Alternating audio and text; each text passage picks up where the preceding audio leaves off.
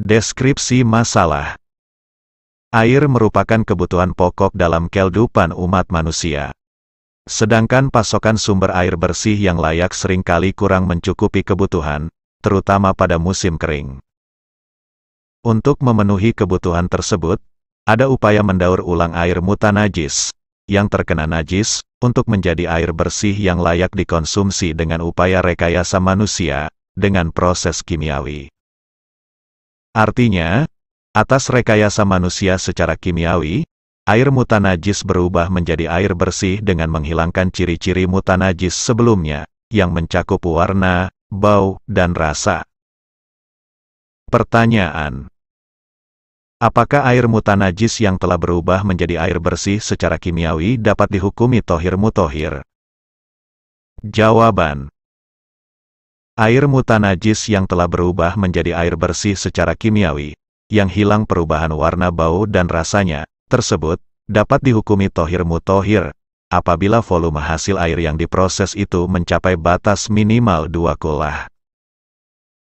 Referensi: Al-Majmu' Syarhul Muhadzab, Juz 1 halaman 190-191. إذا أراد تطهير الماء النجس نظر، فإن كانت نجاسته بالتغير وهو أكثر من قلتين طهر بأن يزول التغير بنفسه، أو بأن يضاف إليه ماء آخر، أو بأن يؤخذ بعضه، لأن النجاسة بالتغير وقد زال. الشرح: إذا زال تغير الماء النجس وهو أكثر من قلتين نظر، إلى أن قال المصنف رحمه الله: وإن طرح فيه تراب أو جص فزال التغير، ففيه قولان، قال في الأم لا يطهر، كما لا يطهر إذا طرح فيه كافور أو مسك فزالت رائحة النجاسة، وقال في حرملة يطهر، وهو الأصح، لأن التغير قد زال فصار بنفسه أو بماء آخر. ويفارق الكافور والمسك لأن هناك يجوز أن تكون الرائحة باقية، وإنما لم تطهر لغلبة رائحة الكافور والمسك.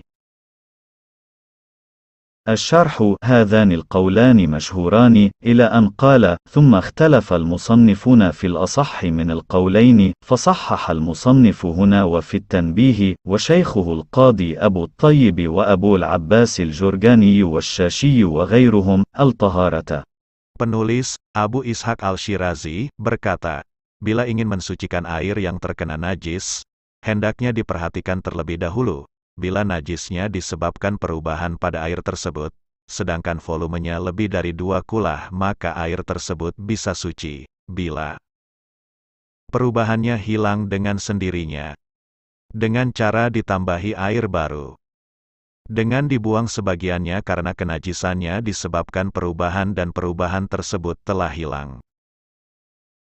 Penjelasan: bila perubahan air najis telah hilang dan airnya lebih dari 2 kulah, maka dipertimbangkan dahulu, sampai dia berkata, penulis berkata, bila air itu dimasuki debu atau kapur, gamping, jawa, sehingga perubahannya hilang, maka dalam hal ini ada 2 qaul. Dalam Al-Um Imam Syafi'i berkata, air itu tidak bisa menjadi suci. Sebagaimana tidak bisa menjadi suci pula bila air itu diberi kapur barus atau minyak misik kemudian bau najisnya hilang. Namun dalam Harmalah ia mengatakan, air itu bisa menjadi suci. Dan ini merupakan pendapat Al-Ash'ah, sebab perubahannya sudah hilang. Seperti halnya bila perubahannya hilang sendiri atau karena ditambah air baru. Debu atau kapur, gamping, ini berbeda dengan kapur barus dan minyak misik, sebab bisa jadi perubahan baunya masih ada. Air yang ditambahi kapur barus dan minyak misik tidak menjadi suci dikarenakan dominasi bau kapur barus dan minyak misik mengalahkan perubahan baunya tadi. Penjelasan: 2 qaul ini masyhur, sampai dia berkata, kemudian para penulis kitab fikih berbeda pendapat tentang manakah yang lebih sahih dari 2 qaul tersebut. Penulis dalam kitab Al-Muhadzab ini, dan dalam kitab At-Tambih, begitu pula gurunya, Al-Qadi Abu Thayyib Al-Jurjani, Asy-Syashi dan yang lain, membenarkan riwayat bahwa air tersebut adalah suci. Hasyiatul Qoliubi wa Umairoh, Juz 1 halaman 21-22. ولا تنجس قلة الماء بملاقاة نجس لحديث إذا بلغ الماء قلتين لم يحمل الخبث، صححه ابن حبان وغيره. وفي رواية لأبي داود وغيره بإسناد صحيح فإنه لا ينجس، وهو المراد بقوله لم يحمل الخبث أي يدفع النجس ولا يقبله.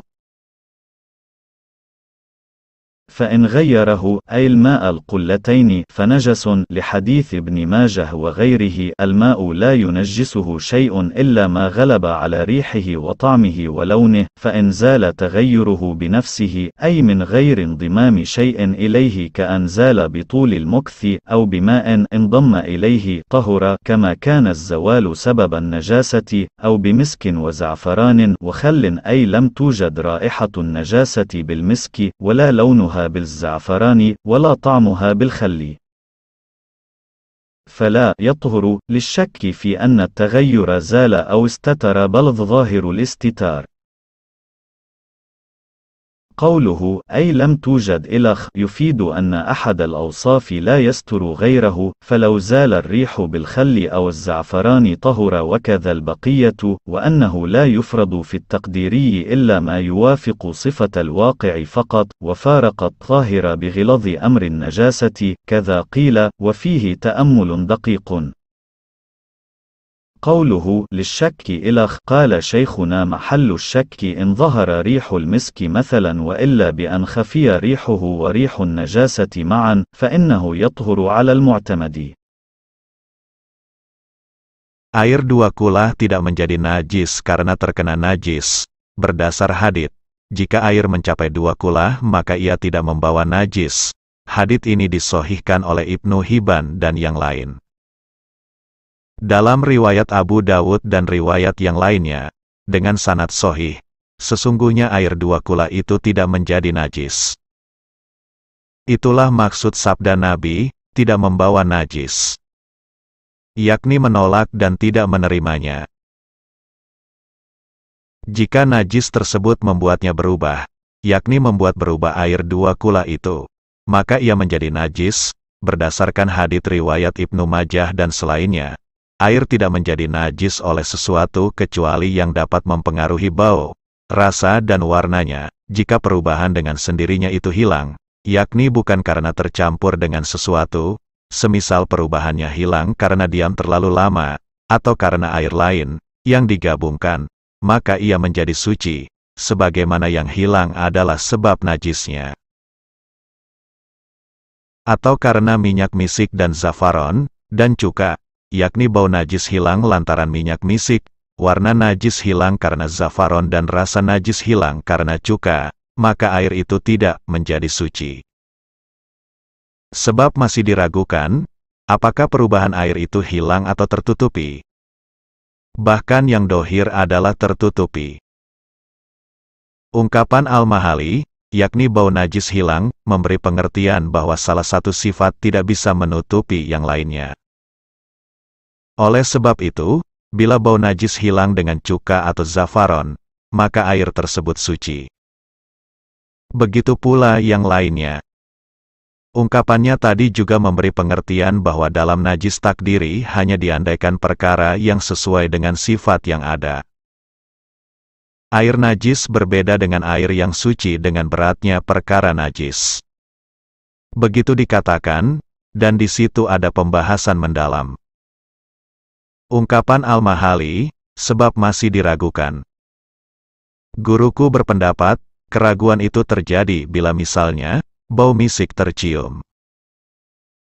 Bila tidak, sekira baunya dan bau najis sama-sama samar, maka air tersebut suci menurut Al-Mutamad.